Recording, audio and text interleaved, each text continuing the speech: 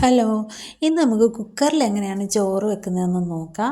മിക്കവരുടെയും പരാതിയാണ് കുക്കറിൽ ചോറ് വെച്ചാൽ കുഴഞ്ഞു പോകുന്നു, വെള്ളം കെട്ടുന്ന കണക്കാകുന്നു, അടുപ്പിൽ വെക്കുന്ന പോലെ കിട്ടുന്നില്ല എന്നൊക്കെയുള്ള പരാതിയാണ്. ഞാനിവിടെ ജയ എടുത്തിരിക്കുന്നത്. മൈത്രി എന്ന് പറഞ്ഞിട്ടുള്ള ആ ഒരു ഇതില്ല, അതിൻ്റെ അരിയാണ് എടുത്തിരിക്കുന്നത്. അത്യാവശ്യം വേവുള്ള അരിയാണേ.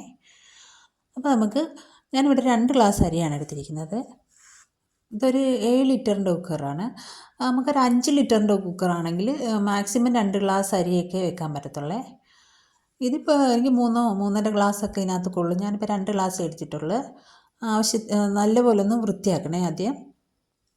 4-5 വെള്ളത്തിലൊന്ന് നമുക്കൊന്ന് കഴുകിയെടുക്കാം. എന്നിട്ട് അതിലേക്ക് തന്നെ ഞാൻ വെള്ളം എടുക്കുവാണേ. നിങ്ങൾക്ക് വേണമെങ്കിൽ അടുപ്പിൽ കുക്കറിൽ വെള്ളം വെച്ച് ചൂടാക്കിയിട്ടും അരിയിട്ട് അങ്ങനെ എടുക്കാം. ഞാനിപ്പോൾ ഇതിങ്ങനെ തന്നെയാണ് എടുക്കുന്നത്. കുക്കറിലോട്ട് തന്നെ അരിയിട്ട് വാഷ് ചെയ്തിട്ട് അതിൽ തന്നെ വെള്ളം എടുത്തിട്ട് അങ്ങ് തിളപ്പിച്ചെടുക്കുകയായിരുന്നു കേട്ടോ. അപ്പോൾ ഞാനിതിൻ്റെ 3/4 ഭാഗത്തോളം വെള്ളം എടുത്തിട്ടുണ്ട്. നിറച്ചൊന്നും എടുക്കരുത് കേട്ടോ. 3/4 ഭാഗത്തോളം വെള്ളം എടുത്തിട്ടുണ്ടേ. ഇനി നമുക്കിതൊന്ന് അടുപ്പിലോട്ട് വെച്ച് കൊടുക്കാം. ഇവിടെ ഫ്ലെയിം ഒന്ന് ശ്രദ്ധിക്കണേ, അതാണ് ഒരു മെയിൻ കാര്യം എന്ന് പറയുന്നത്. ഫ്ലെയിം ഞാൻ ഫുൾ ഫ്ലെയിമിലാണ് ഒരു 15 മിനിറ്റ് ഞാൻ വെച്ച് കൊടുക്കുന്നുണ്ട്. ഈ മൈത്രി അരി ആയതുകൊണ്ട് അത്യാവശ്യം വേവുണ്ട്, അതുകൊണ്ട് 15 മിനിറ്റ് ഞാൻ വെച്ച് കൊടുക്കുന്നുണ്ടേ.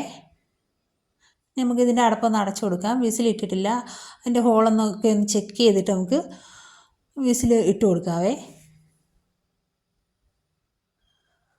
ഇനി നമുക്കിതൊരു 15 മിനിറ്റ് നല്ല ഫുൾ ഫ്ലെയിമിൽ വെച്ച് വേവിച്ചെടുക്കുക. തിളച്ച് പോകത്തൊന്നുമില്ല കേട്ടോ. ഈ ഒരളവിലും ഈ ഒരു വെള്ളത്തിലും ഒക്കെ എടുക്കുകയാണെങ്കിൽ തിളച്ച് തൂവിയൊന്നും പോകത്തില്ല.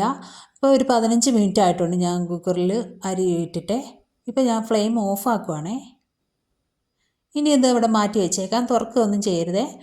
15 മിനിറ്റിന് ശേഷം ഇതിൻ്റെ ആവിയെല്ലാം പോയതിന് ശേഷം നമുക്ക് ഒരു 15 മിനിറ്റോളം എടുക്കും ഇതിൻ്റെ ആവി ഫുള്ള് പോകാൻ വേണ്ടിയിട്ട്. ഞാൻ ജസ്റ്റ് ഒന്ന് തുറന്ന് നോക്കിയതാണ് അതിൻ്റെ ആ വെള്ളം വീണിരിക്കുന്നത്, അല്ലെങ്കിൽ തിളച്ചൊന്നും പോകത്തില്ല കേട്ടോ. ആവി പോയോ എന്നൊന്ന് ചെക്ക് ചെയ്തായിരുന്നു ഞാൻ.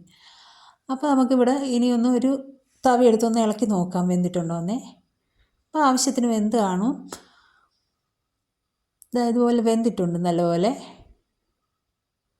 ഇനി നമുക്കിതൊന്ന് ഊറ്റിയെടുക്കാം.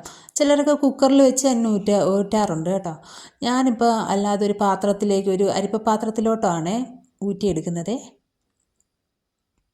കുക്കറിൽ തന്നെ വെച്ച് ഊറ്റിയെടുക്കുകയാണെങ്കിൽ ആ അടപ്പിൻ്റെ വാഷർ മാറ്റിയിട്ട് നമുക്ക് സാധാ കലത്തിൽ ഊറ്റിയെടുക്കുന്ന പോലെ നമുക്ക് ഊറ്റിയെടുക്കാൻ പറ്റും. എനിക്കിപ്പോൾ ഇതാണ് എളുപ്പം കേട്ടോ. അപ്പോൾ ശ്രദ്ധിച്ചൊന്ന് ഊറ്റിയെടുക്കണേ, കയ്യിലൊന്നും വീഴാതെ ഊറ്റിയെടുക്കണേ. ഇനി ഞാനിതൊരു തണുത്തതിന് ശേഷം ഒരു പ്ലേറ്റിലിട്ട് കാണിച്ചു തരാം. അപ്പം നിങ്ങൾക്ക് മനസ്സിലാവും ഇതൊട്ടും സ്റ്റിക്കി അല്ല, നല്ല അടിപൊളിയായിട്ട് നല്ലതുപോലെ റെഡി ആയിട്ടുണ്ട് ചോറ് കേട്ടോ. ഒട്ടിപ്പിടിക്കുക അങ്ങനെ ഒന്നും ചെയ്യത്തില്ല ഇങ്ങനെ നമ്മൾ വെച്ചെടുക്കുമ്പോൾ. അപ്പോൾ ആ ടൈം ഒന്ന് ശ്രദ്ധിച്ചാൽ മതി. വിസിലടുപ്പിക്കാതെയാണ് നമ്മൾ ചോറ് റെഡിയാക്കിയിരിക്കുന്നത് കേട്ടോ.